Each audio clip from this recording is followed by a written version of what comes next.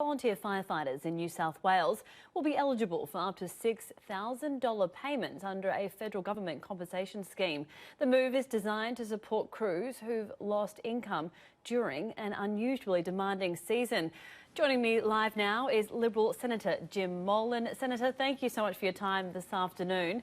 There's been an enormous amount of pressure on the government for volunteer crews to be paid. What are your thoughts on today's outcome?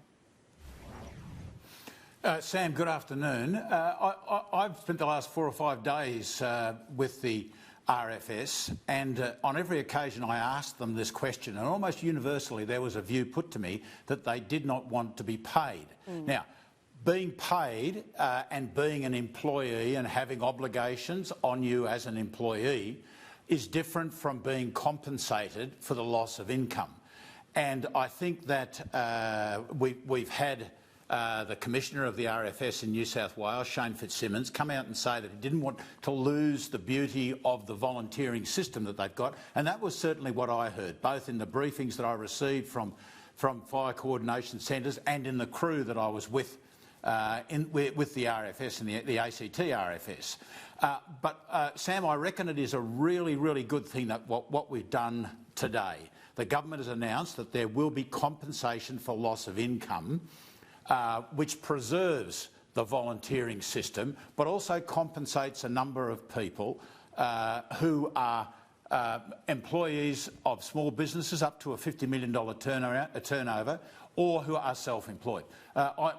Sam, I support it entirely.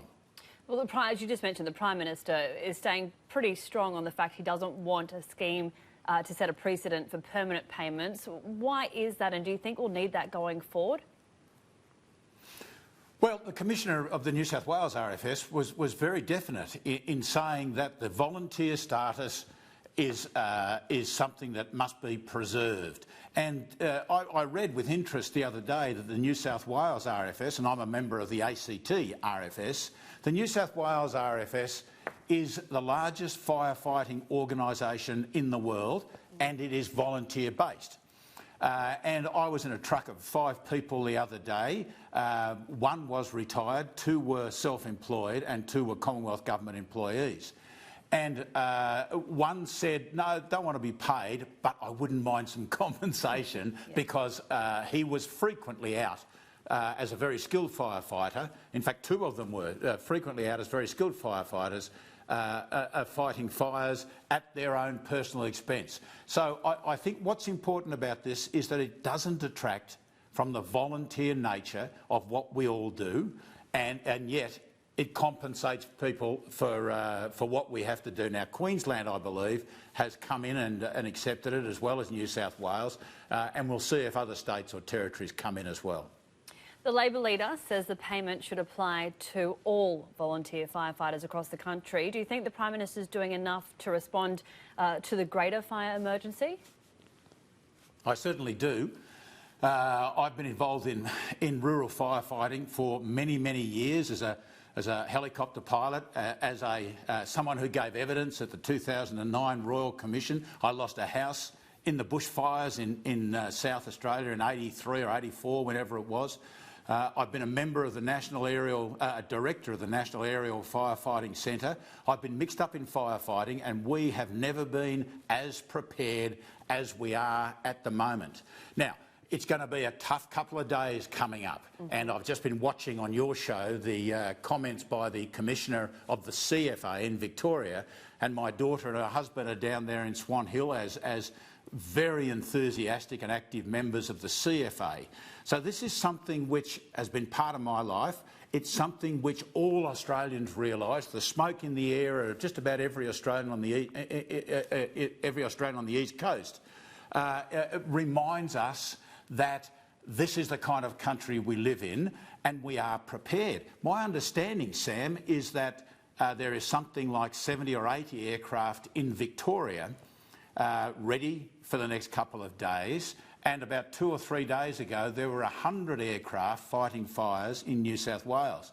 So I think we are well prepared. I think we're doing well. It's going to be a tough couple of days, but we're well led, good skills and good resources. Well, you mentioned your experience, Senator. This is pretty bad. This is as bad as it gets at the moment.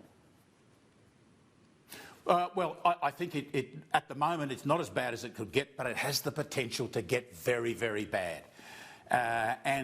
Let's hope we've learned an awful lot from the 83, 84 fires in South Australia, the 39 fires in Victoria, the 2009 fires in Victoria. Let's hope, and of course the 2003 fires in Canberra.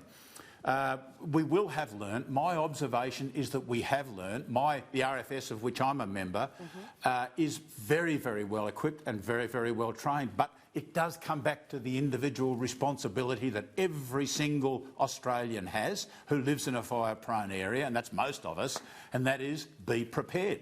Be ready, know what your plan is, and be prepared to enact that plan when you have to.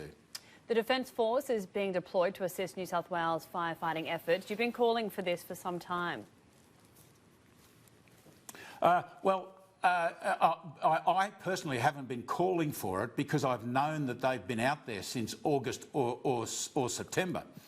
And there are limits on what you can do in the military in relation to fighting fires. There is no need at the moment for defence personnel to do something they're not trained for and not skilled in this particular area. There are limits to what we in the Defence Force, as I was for 40 years, can do in relation to fighting fires, but there's a bunch of things that we are doing.